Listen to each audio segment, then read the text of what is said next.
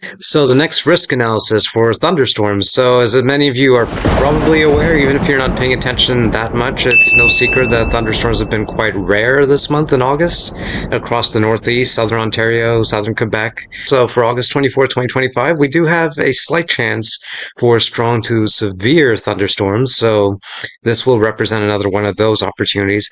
So it's mostly for pre-dawn to late afternoon into the early evenings. So let's get right into the environment and see as to why this exists altogether. And if there are any questions, curiosities, anything unclear, feel free to leave them in the comment section below.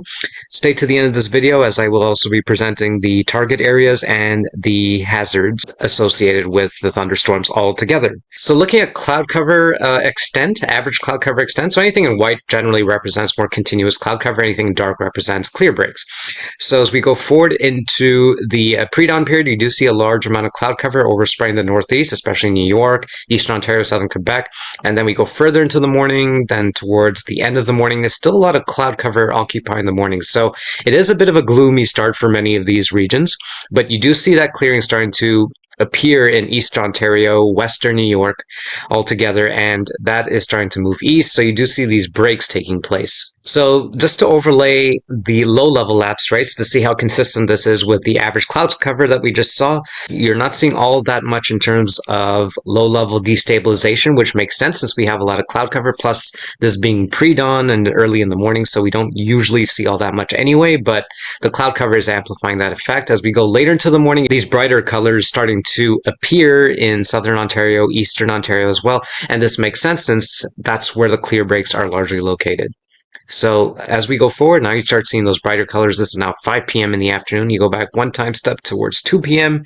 These reds, these purples, the yellows are starting to appear where the clear breaks are located. So now a quick check on our mid-level lapse rates. We actually see some fairly decent rates taking place during the pre-dawn period of Sunday, August 24th, so tomorrow morning. And that is staying with us really throughout much of the day. So we have rates of about, let's say, 6 to even as much as 7 Celsius per kilometer in some locations. So this is fairly steep and it will contribute to the amount of instability. So this is good. I mean, if you're hoping to have thunderstorms, especially during pre-dawn, this is actually a very important contributor. We are actually seeing that appear. Okay, so a quick check on our dew point, which is a representation of how much humidity is in the air. So just a little side note here is that this August has been unusually humidity deficient, so we haven't been seeing particularly high humidity throughout this month. I think one exception was August 13th, where we had very high humidity, but that was the only time. I was hoping in some ways, if you're a fan of humidity, that August 24th would be the next day to do this, but we're still seeing not particularly aggressive humidification taking place. And as I'll show as we go forward into August 24th, you're still seeing dew points. I mean, these are decent dew points. I mean, up to about 18 Celsius. So it's high humidity nevertheless, but we're not seeing those particularly high humidity values appearing in this region altogether. So that's an interesting note. It's a bit unusual not to see this kind of humidity during the month of August. In such a limited fashion. So I think it's just something to point out, worth pointing out. So we're not really seeing all that much in this situation. So I think we'll get through August without seeing a dew point of 20 Celsius or higher. I mean, apart from August 13th, it doesn't look like it's appearing anytime soon, actually, with the coming pattern altogether. So, yeah, just a little bit of a side note. So, tomorrow, yeah, it is a boost in humidity. It will represent one of the more humid days this month. So it will add to the instability factor as well. Looking at the amount of lift ahead of that cold front, so you can actually, if you draw it in, you can draw in the cold front doing something like that. So that's the position of the cold front during pre-dawn, around 2 o'clock in the morning. And the brighter colors represent the largest amounts of lift, or surface convergence. In this case, surface moisture convergence, which is measured in grams per kilogram per second.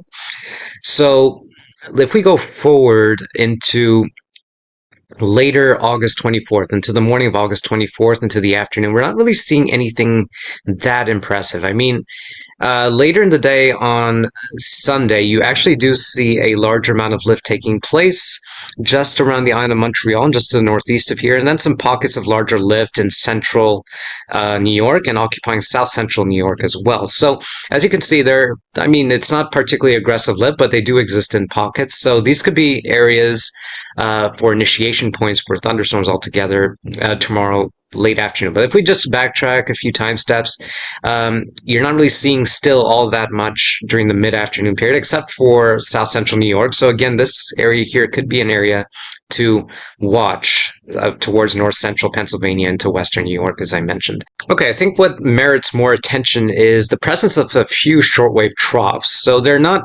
particularly aggressive, but there is one during pre-dawn, so it's around 2 o'clock in the morning of August 24th, that does beg to be admired a little bit. So we do have this area of higher amounts of lift that's taking place ahead of our shortwave. So this area just north of the island of Montreal, northwest, around this time, this could be an ideal spot for some fairly good organization for thunderstorms altogether. So I wouldn't rule out not just thunderstorms, but some stronger thunderstorms to appear in this area as we go into pre-dawn. Just northwest, north of the island of Montreal. You do see that area of maximized lift starting to move off to the east as it stays north of the island of Montreal. So this will still be an area to watch overnight, I think, and getting close to sunrise. And then meanwhile, we have this other area of lift that's taking place later pre-dawn, just before sunrise, that may serve as an initiation point for newer thunderstorms to form farther south, which may affect extreme east Ontario into possibly the island of Montreal. So this could be a zone of interest, I think, if you live in this area in southern Quebec, southern southwest Quebec. So also in western New York and upstate New York, you do see this area of maximized lift ahead of that shortwave, and then another pocket over here going into western New York. So these will be areas to watch during pre-dawn as well. And as we go forward, I mean, these areas start to move off to the east, southeast, in this case, going to the east. Going to the afternoon, there really isn't all that much. I mean, there is again some in western New York and parts of upstate New York, and as you go down to Pennsylvania, but the lift is fairly sparse as far as the shortwave trough is concerned. Okay, so looking at a sounding profile, this is sampled from the west end of Montreal around 5 p.m. of August 24th. So this is our reference point just to get an idea of the overall environment in this area and surrounding areas.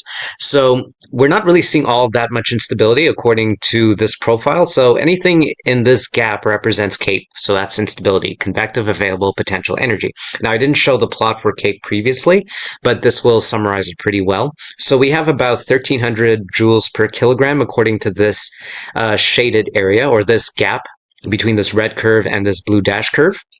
So the red curve is our environmental temperature, the dash blue curve is our parcel temperature, and how both of these are changing with increasing altitude all the way up and past the tropopause. The green curve is our moisture profile, so the dew point specifically, and how quickly that's changing with increasing altitude.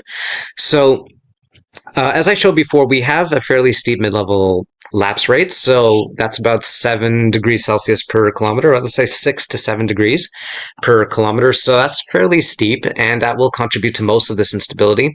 Fairly restrictive dew points. So as I said before, we're not seeing particularly high humidity, so it's a continuation of the pattern we've been seeing this month, and in sharp contrast to what we saw in July.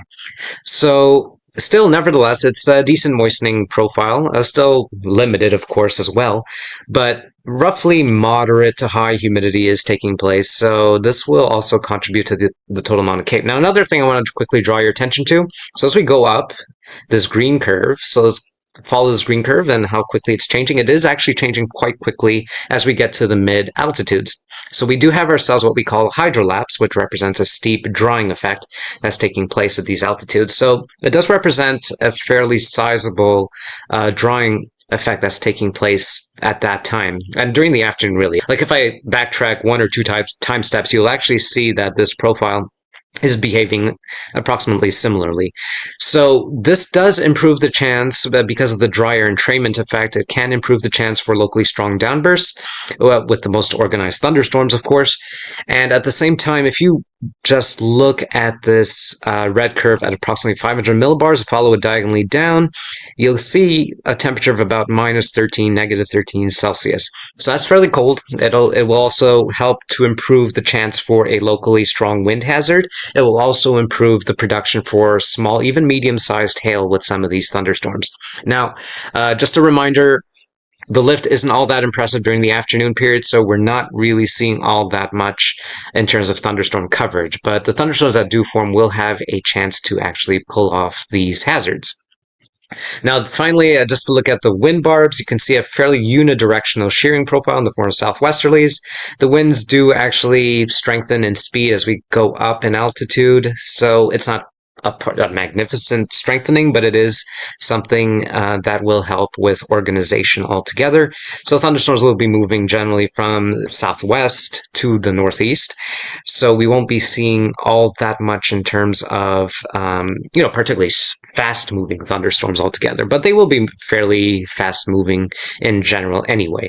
In conjunction where the greatest lift is, I would focus mostly on this area for the afternoon period. So let's focus on the afternoon first, since that's where we tend to have the cold front being a bit more prominent, as well as that shortwave trough, even though the lift is so sparse. But this will be the general zone, I think, where initiation will develop. Now, I don't expect many thunderstorms to develop, so don't put your hopes up too much for the afternoon, early evening period, since we're not seeing really all that much. But there are some zones here where the lift was mostly maximized for the afternoon period, especially that shortwave trough and also that convergence that we were seeing with the cold front, and as well as down here.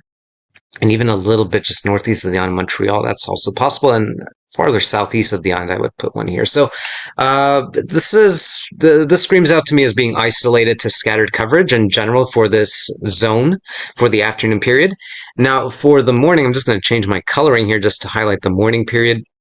For the morning, I would expect thunderstorms to be especially prominent. Probably the strongest thunderstorms of the day, I think, will appear just to the north of the island of Montreal, northwest to the north as well, and even a little bit to the west. So I expect during pre-dawn that some of the probably the best thunderstorms will be located in this corridor drawn in blue, and especially because we have very aggressive lift ahead of our shortwave trough. So if you're living in these areas, I think this would be an area to watch a little bit more carefully for pre-dawn. So it is possible for severe thunderstorm watches to appear, and there'll be more thunderstorms, I think, grouping together. More thunderstorms grouping together in this zone as well. So you could have some widespread coverage, I think, in this particular area in blue. But meanwhile, I think deeper into pre-dawn, there is a small opportunity for newer thunderstorms to form farther south and then start moving off this way, much like these thunderstorms would be earlier during the pre-dawn period. So, and even the afternoon situations, they're also doing something like that as well, but just in sparser fashion.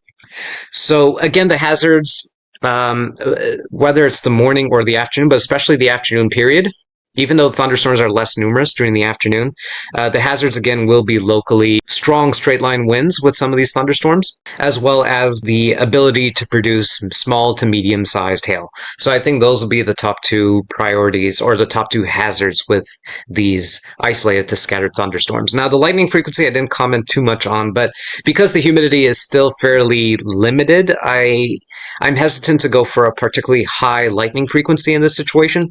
And keep in mind, we do have some cloud cover that is interfering in the morning, so that is limiting its stability to a degree for the afternoon situation. So lightning frequency, I think, will stay mostly moderate.